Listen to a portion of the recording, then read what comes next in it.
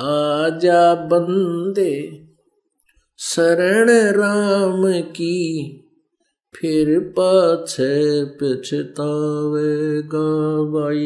आजा बंदे शरण राम की, फिर पाछे पछतावेगा।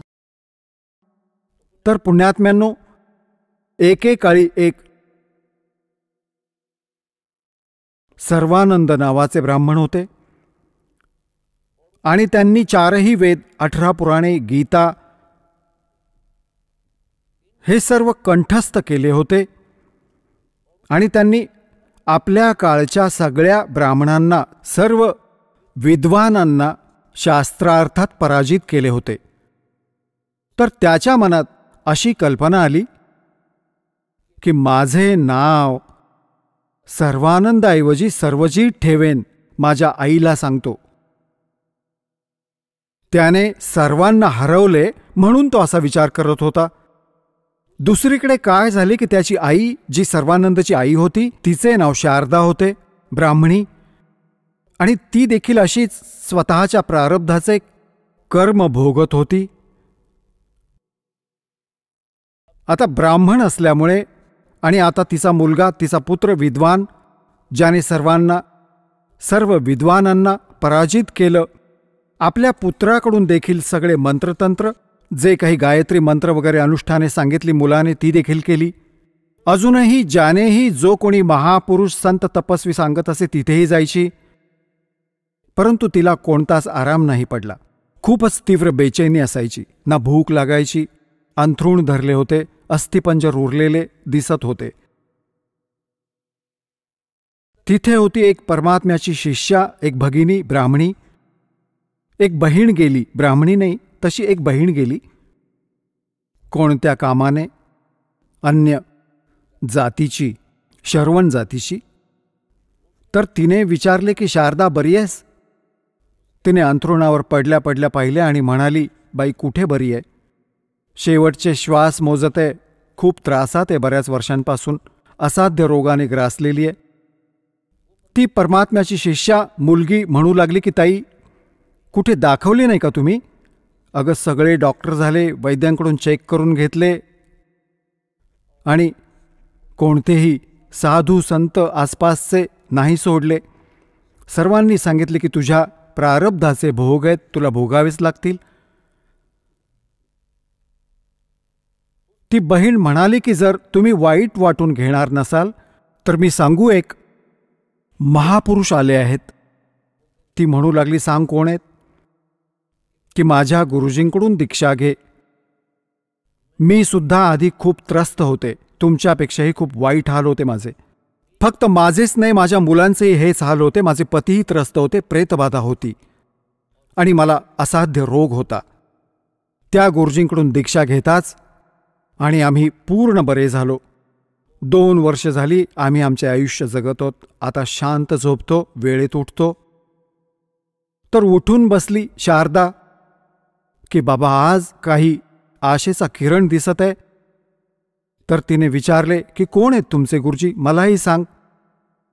तर त्या बहिणीने सांगितले की कबीर नाव आहे त्यांचे आणि विणकर कॉलनीत राहतात.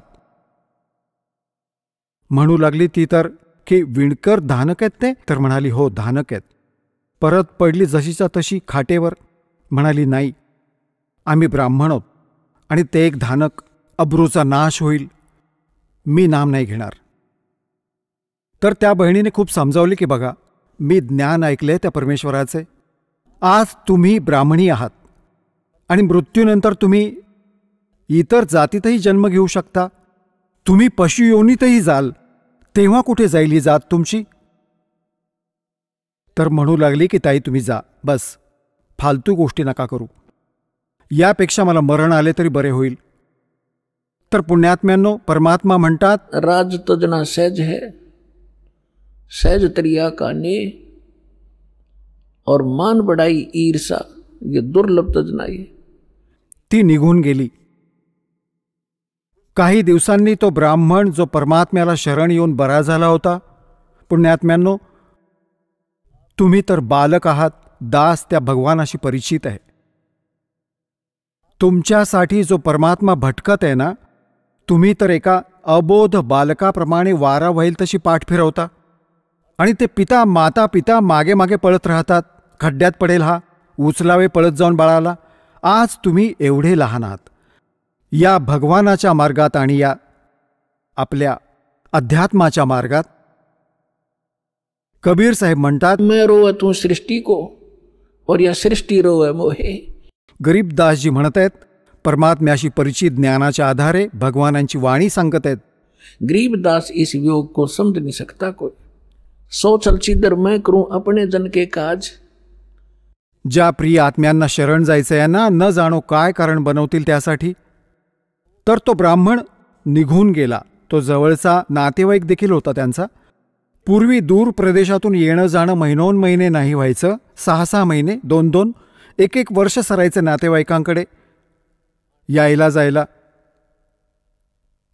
तर तो ब्राह्मण त्याच काशी शहराच्या आसपास कोणतं गाव होतं त्या गावी राहणारा होता. आणि शारदा बनारसमध्ये काशीला राहत होती. तर एक दिवस काही कामाने शहरात आला होता. तर त्याने विचार केला की चला नातेवाईकांकडे जाऊया. जेव्हा तिथे पोचला तेव्हा शारदा घरी आपल्या त्याच परिस्थितीत होती. रामराम झाला, नमस्कार झाला, कुशल मंगल विचारलं. तर शारदाने आपलं सर्व दुःख सांगितलं की मी खूप दुःखी आहे, खूप वाईट हाल आहेत माझे, मी तर शेवटच्या घटका मोजत आहे. तेव्हा तो ब्राह्मण म्हणाला की तुम्ही आमच्या गुरुजींकडून दीक्षा घ्या, तुम्ही बऱ्या व्हाल. आणि माझी हालत तर तुम्हाला माहीतच आहे, काय गत झाली होती माझी. म्हणाली, हो तुमचे तर खूप वाईट हाल होते, संपूर्ण कुटुंब दुःखी होते. आणि तुम्ही कसे बरे झालात की आम्ही त्या परमात्मा आले आहेत पृथ्वीवर. शारदा तुझा विश्वास बसो अथवा ना बसो. आणि आमची जी दुर्दशा होती ती बघण्यासारखी होती. नातेवाईकही द्वेष करू लागले होते आणि त्यांच्या कृपेने आज सगळी मुले बरी आहेत आणि आम्ही बरे आहोत. 4 वर्ष झाले मी त्यांच्याकडून उपदेश घेऊन. माझे तर वाईट हाल असा माझ्यासारखा दुःखी प्राणी पृथ्वीवर अजून कोणी नव्हता जसा मी होतो. माझ्याशी नातेवाईक देखील द्वेष करू लागले होते की आता हा आलाय घरी तर काही पैसे मागायलाच आला असेल. तर अशी दशा झाली होती माझी. आणि आता हेच नातेवाईक माझ्याकडून उधारी घेऊन जातात. तर शारदाने विचार केला, हे भगवान मोठी कृपा केलीत. बघा हा तर ब्राह्मणच आहे, यांनी कोणी मोठा गुरु केला असेल, उच्च जातीचा ब्राह्मणच केला असेल. तर परत उठून बसली खाटेवर. तर म्हणाली की ठीक आहे, सांगा तुमचे गुरुजी कोण आहेत, काय नाव आहे त्यांचे, कुठे राहतात. माझ्या पूज्य गुरुजींचे नाव आहे कबीर. तिला परत ते नाव खटकले. कबीर, तो धाणक, तो निरूचा. म्हणे हो. तो ब्राह्मण म्हणाला की हो तोच आहे, येस. तर शारदा म्हणाली, तुला लाज नाही वाटली, तू तर अब्रूचा नाश केलास, ब्राह्मण असून धाणक गुरु केलास, बुडून मर कुठे. आणि 1760 गोष्टी लागली ऐकवायला. तेव्हा आता तो पंडितजी म्हणाला की माझी पूर्ण गोष्ट ऐक, हे मला शिकवायची गरज नाही. मी बघितलेत हे ब्राह्मण जेव्हा माझी दुर्गती होत होती, 4 आणे नव्हते दिले, शेवटचा घटका मजत होतो, वाईट हाल झाले होते. आणि ठीक आहे, तुला समजत नसेल तर गुरुजींबद्दल वाईट तरी बोलू नकोस. उठून निघून गेला. आपण ऐकत होता जगद्गुरु तत्वदर्शी संत रामपालजी महाराजांचे मंगल प्रवचन. निशुल्क नामदीक्षा प्राप्त करण्यासाठी आणि अधिक माहितीसाठी संपर्क करा 7030303951 7030303952. आमची वेबसाईट आहे www.jagadgururampalji.org.